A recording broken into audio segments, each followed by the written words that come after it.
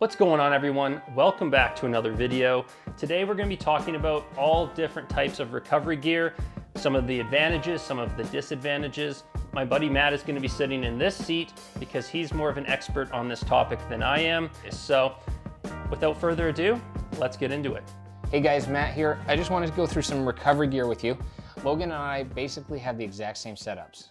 So what you see here, we both carry. So I'm going to start with some winching stuff. These straps and ropes you see here in soft shackles, they're all from Yank, Yank straps.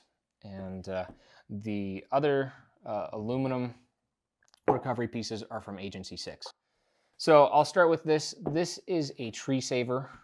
And basically it does what it says. When you're winching, you don't want to ever put your winch cable around a tree or something. Not only can that be bad for your winch line itself, it can cut into the tree, and we don't want to harm nature while we're out there.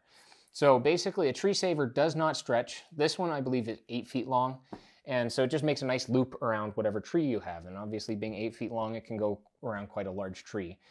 And you just winch then off of that, and it disperses the load on the tree trunk so it doesn't cut into the tree at all. So that's the tree saver. Now, what Logan and I both run are these closed systems from Agency 6. And basically, if you look on the back here, there's a pin, and so your winch line just holds onto there securely. And then this is a closed system. When you get your winch, most of them will come with a regular hook that has the little flap so that you can like take a rope or something and slide it in. This is just one solid piece. So what that means is you either connect a D-shackle to it, like this one here, like that, and put the pin through for a fully closed system. I personally really like soft shackles. So then you would just take your soft shackle and you would slide it through. And so once again, you've got another fully closed system. So that nothing can slip, nothing can give way, and there's no little tiny flap. That's the weak point of most of these hooks. So fully closed system, it's great. And then for the rear recovery, this is a hitch mount also from Agency 6. They're all aluminum, so the nice thing being here in Canada is none of this stuff rusts. We have a big problem with rust because, you know, in winter they salt our roads and gravel them and stuff. So the nice thing is they have all the weight ratings here. They're made in the USA. And basically, once again, I leave this one on my FJ with the D-shackle, just for easy access. Also, sometimes if you just leave the D-shackle shut and you're trying to do a quick recovery, you can also just put a soft shackle on there, and that's still a fully closed system. So we each have one of these on the back. Soft shackles. These are some of my favorite pieces of equipment. This is quite a big soft shackle. This is a much thinner one. This one's easier to use, but the weight rating on this one is ridiculous. It's 47,000 pounds. So these ones are very tough. I've had ones in the past that are really soft and the fibers are kind of exposed. These are like encased in, not a plastic, but some covering that just makes it very tough, which also means that it won't wear out very easily. So these ones, this one's a little bit more of a pain to use just because it's so thick, but it's still relatively easy to use. And once again, once that's cinched, it's fully closed. This one's just a smaller version, very easy to use. The nice thing is if a vehicle has like a small toe point, like a lot of the German and some of the Japanese vehicles and some of the other ones, they have those little screw-in toe points, and sometimes the opening's not that big. So you might not be able to fit a D-shackle on there, but something like this will work perfectly. So I'm a big fan of soft shackles. Also, the best part about soft shackles is, let's say you have two straps and you need to connect them. You can put this in between both and it's safe. I never like suspending a regular shackle between. You don't want metal anywhere where there could be a failure. If something was to snap, you never want projectiles. The nice thing, a soft shackle like this is not a projectile at all. As you can see, it's very light. So those are soft shackles. Then I'll talk about tow ropes, or tow straps, sorry. So tow straps have been popular for many, many years. This one is just made out of polyester. It has no stretch at all. And so you would say, why would you use that for recovery? There's better options out there. Basically, there are a couple of uses. If somebody was to break down on a trail and not have proper use of their vehicle's power and you have to pull them out on, like, to a trailhead or to a road to be towed away or something. You don't want it to stretch for that instance. So a tow strap is perfect because you'll just maintain that constant length the whole time. There are a couple of times where you would use it for recovery. This last winter, Logan and I came across an F-150 that had slid off the road into a ditch and right up against a fence. He was not stuck in deep snow or anything else, but he was up against a fence. And there were just 2 lanes to kind of pull him across to get him out of this ditch. And we made sure that there were people stopping any other traffic from coming while recovering him, but it wasn't very busy. It was, you know, nighttime and there was a blizzard. And so I decided to use a tow strap instead, because when you don't want it to stretch. If you start pulling and it kind of stretches and he goes back against the fence, that could potentially scrape up his paint and stuff. So for super controlled, slow recovery, a tow strap can work. Now what you want to do is you want to fully stretch out the tow strap to its length and then pull. You never want to take a run at it, because that will put all the forces on the recovery points.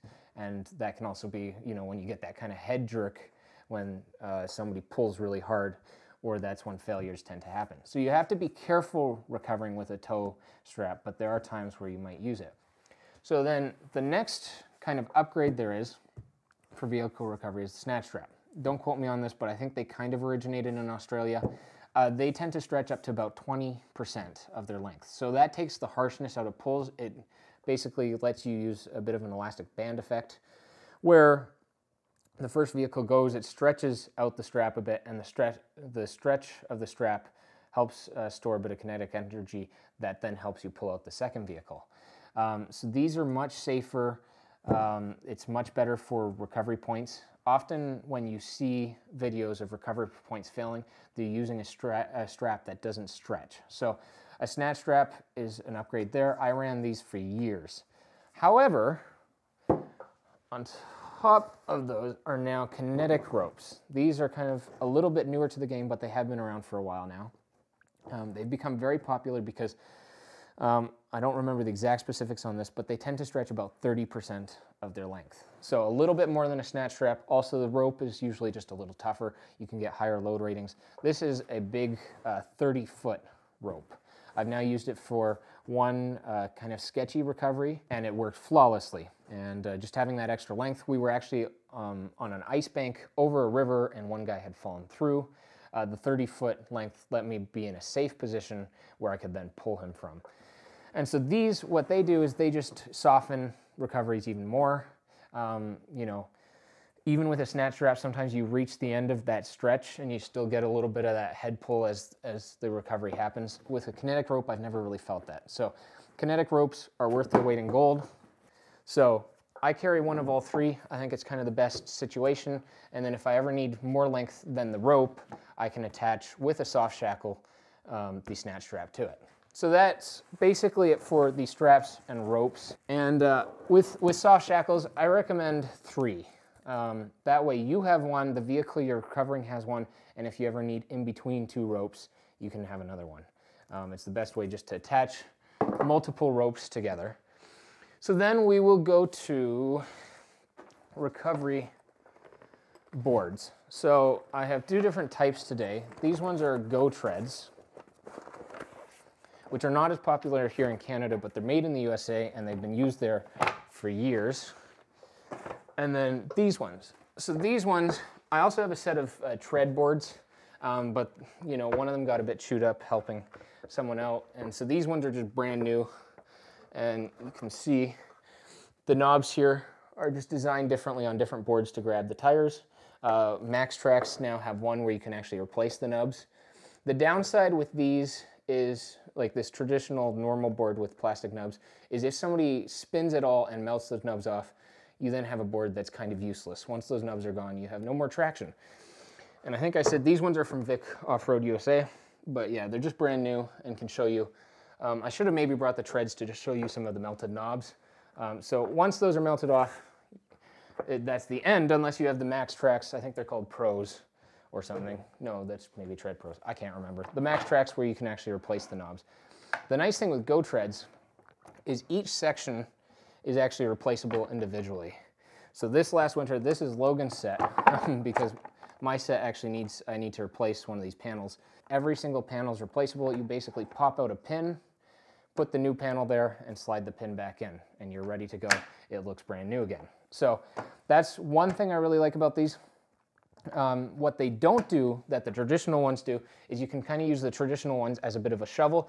Also, they're easier to shove under a tire to really get them to dig those nubs into the tire and get traction.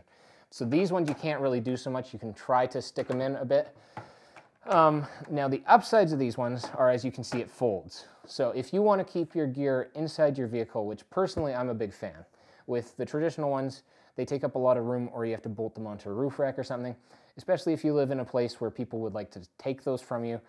It's just nice sometimes keeping your gear in a vehicle. So these are much more compact. The two of them both fit together in just one bag.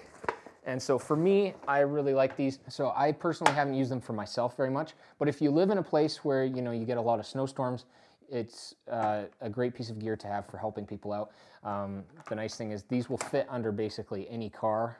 I've recovered a Mustang, things like Nissan Versas, just little tiny cars, and these will just slip right underneath and just help get that traction to get them out of a snowbank or something. So I would recommend having these for sure as a backup plan for any recovery. So I carry the Go Treads all the time.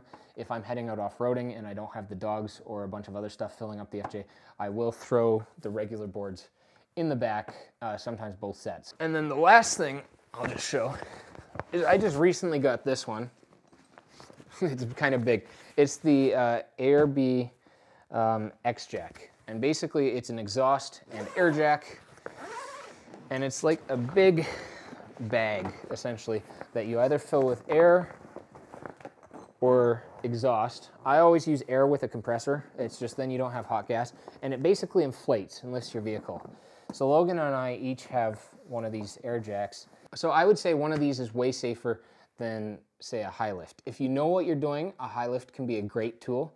But once again, it's kind of a bulky piece of equipment that tends to stay on the outside of the vehicle.